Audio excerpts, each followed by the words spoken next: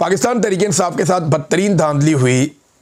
वैसे तो धांधली पाकिस्तान में इलेक्शनों के अंदर होती रहती है। 2013 में भी इमरान खान साहब ने इल्ज़ाम लगाए, 2018 में इमरान खान साहब के मुखालिफिन ने इल्ज़ाम लगाए। तो ये कहा जाता था कि 10 सीटें, 5 सीटें, 15 सीटें, इस किस्म की धांधली हो जाती है। एस्टेब्लिशमेंट अपने बंदे जितवा देती है और अपने बंदे जितवाने के बाद एस्टेब्लिशमेंट उन्हें हुकूमत पे शामिल करवा देती है और उनके ज़रिए अपने काम निकलवाती है और हुकूमतों को ब्लैकमेल करती है। पुराना खेल एक चलता रहता है। लेकिन ये जो इलेक्शन हुआ इसमें तो पूरा का पूरा मैंडेट ही उड़ा दिया गया।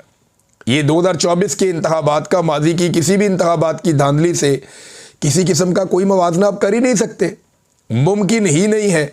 बदतरीन किस्म की धांधली, बल्कि एक तरह का मैंडेट को तस्लीम ही नहीं किया गया। एस्टेब्लिशमेंट ने इस मरतबा ये किया है जैसे 70 के इंतखाबात में किया था, जब पाकिस्तान 2 लाख हो गया उसके बाद, और उसका खुमियाजा पाकिस्तान आज भी भुगत रहा है।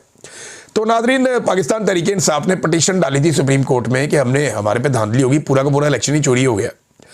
अब वो वफाकी आईनी अदालत में लग गई है।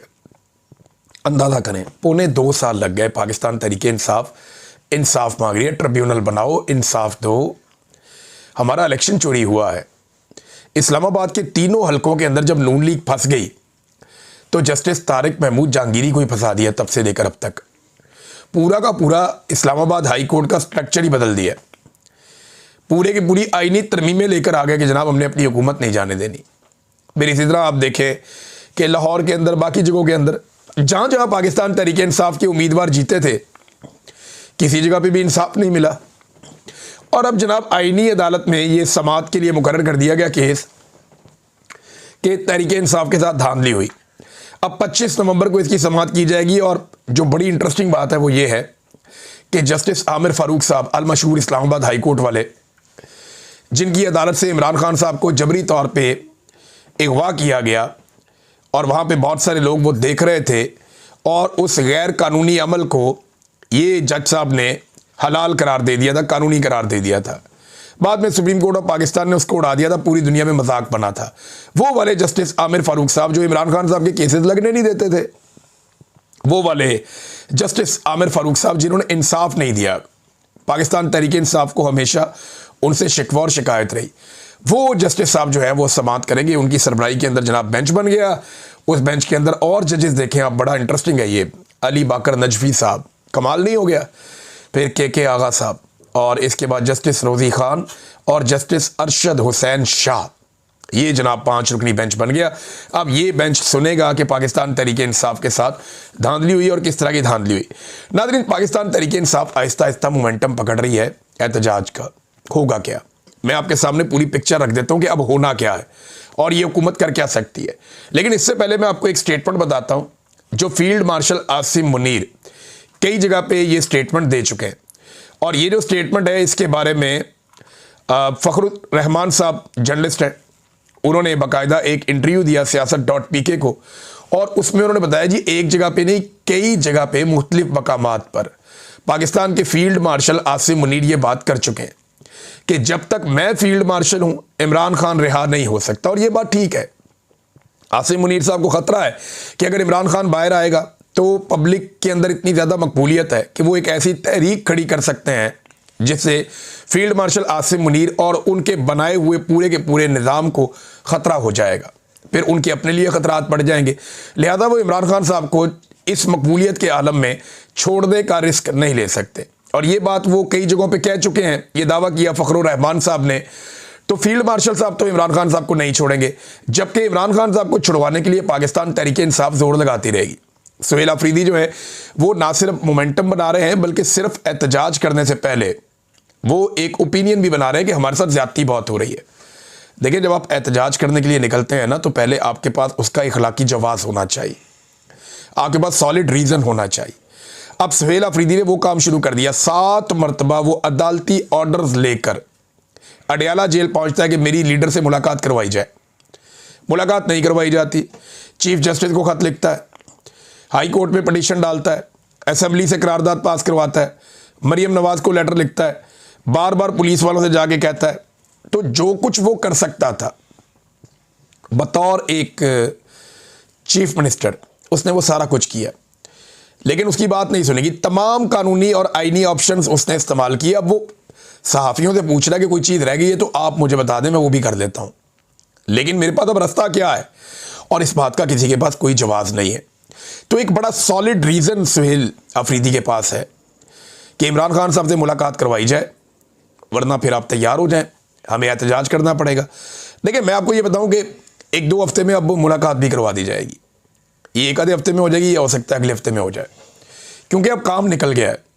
आसिम मुनीर साहब का वो जो टफ टाइम था जिसको उन्होंने गुजारना था, उन्हें लगता था कि ये टाइम मैं गुजार दूंगा तो इसके बाद मैं नाकाबिले तस्खीर हो जाऊंगा, वो टाइम उन्होंने तकरीबन गुजार लिया। आज है जी 23 तारीख, 23 नवंबर, और अगले 5-6 दिन गुजारने हैं। उसके बाद सुहेल अफरीदी साहब जाएं और जाके इमरान खान साहब से मुलाकात कर लें। इमरान खान साहब उसके बाद बयानियाँ देंगे, इमरान खान साहब उसके बाद एक स्टेटमेंट जारी करेंगे। उस स्टेटमेंट से पाकिस्तान में हिलजुल होगी तो देखिए एक तहरीक तो पाकिस्तान में अब खड़ी होगी। 27वीं आईनी तरमीम इसकी वजह बनेगी। तो ये जो एक तहरीक अब खड़ी होने जा रही है ना, इस बार ऐसा नहीं होगा कि तहरीक इंसाफ के लोग लाशें छोड़कर भाग जाएंगे। इस मरतबा ऐसा भी नहीं होगा कि आप लाशें छुपा लेंगे, लाशें छुपाने वाला काम भी नहीं होगा। वो इस मरतबा पूरी तैयारी करके आएंगे। अगर वो आए इस्लामाबाद की जानिब, अव्वल तो और बहुत सारे ऑप्शन हैं उनके पास जिनको वो डिस्कस कर रहे हैं और वो सरप्राइजेस उन्होंने रखे हैं, लेकिन अगर वो आए इस्लामाबाद की जानिब तो इस मरतबा वो एक एक चीज़ को रिकॉर्ड करेंगे और एक एक चीज़ का हिसाब अपने पास रखेंगे। यानी इस मरतबा ऐसा नहीं होगा कि लाशें छोड़कर वो चले जाएं, शायद ऐसा नहीं होगा। और एक और बात मैं आपको बता देता हूं कि दिसंबर में इमरान खान साहब की मुलाकातें वैसे भी मुझे लगता है कि अब खुल जाएंगी। और एहतजाज के नतीजे में क्या होगा, जब पाकिस्तान तहरीक इंसाफ मोमेंटम बनाती है, फ़र्ज़ करें एक तो अगर उनका मोमेंटम बन जाता है, वो इतनी ताकत के साथ आ जाते हैं और अवाम पूरे पाकिस्तान में निकल आती है, तो फिर तो वो अपने मुतालबात पूरे करवा लेंगे, फिर तो वो गिच्ची से पकड़ लेंगे पूरे निज़ाम को। लेकिन अगर एक मरतबा फिर गोली चलाई जाती है या एक मरतबा फिर जुल्म और बर्बरियत की जाती है, तो फिर क्या होगा? उसके नतीजे में पाकिस्तान फिर कई महीने या कई साल पीछे चला जाएगा। सियासी एकदम इस्तेहकाम पैदा हो जाएगा पाकिस्तान में दोबारा से। फिर से IMF से आपको बड़े कर्जे लेने पड़ेंगे, फिर से आपको जो है वो अदम इस्तेहकाम का सामना करना पड़ेगा। पाकिस्तान में एक बदएतमादी पैदा हो जाएगी। मईशत का पहिया जो पहले ही नहीं चल रहा वो बिल्कुल ही ठप हो जाएगा। फिर पाकिस्तान का मजीद 1 साल ज़ाया हो जाएगा। जब ये 1 साल ज़ाया हो जाएगा तो फिर क्या होगा? फिर दोबारा पाकिस्तान तहरीक इंसाफ एक साल के बाद खड़ी हो जाएगी। तो ये बात आप मेरी याद रखें कि इमरान खान के बारे में मैंने 2020 में एक बात की थी। ARY पे एक प्रोग्राम चल रहा था और उस वक्त भी सबको पता था कि होने क्या जा रहा है। नवाज शरीफ साहब एक डील करके पाकिस्तान से बाहर चले गए थे और माहौल बनाया जा रहा था कि इमरान खान साहब को गिराया जाएगा। तो ये इमरान खान साहब के आने के बाद से ये सिलसिला चल रहा था। तो मैंने तब ये कहा था कि इमरान खान ऐसा आदमी नहीं है कि वो आपको ये पूछता फिरेगा कि मुझे क्यों निकाला। वो आपको बताएगा कि मुझे क्यों निकाला, और वो बनी गाला में जाकर बैठ के हैप्पी बर्थडे टू यू नहीं कहेगा। वो बनी गाला में नहीं बैठेगा और उसका क्राउड भी ऐसा है, वो खुद भी ऐसा है। ये चिपक जाएंगे आपको और इमरान खान आपको नहीं छोड़ेगा। मैंने ये कहा था।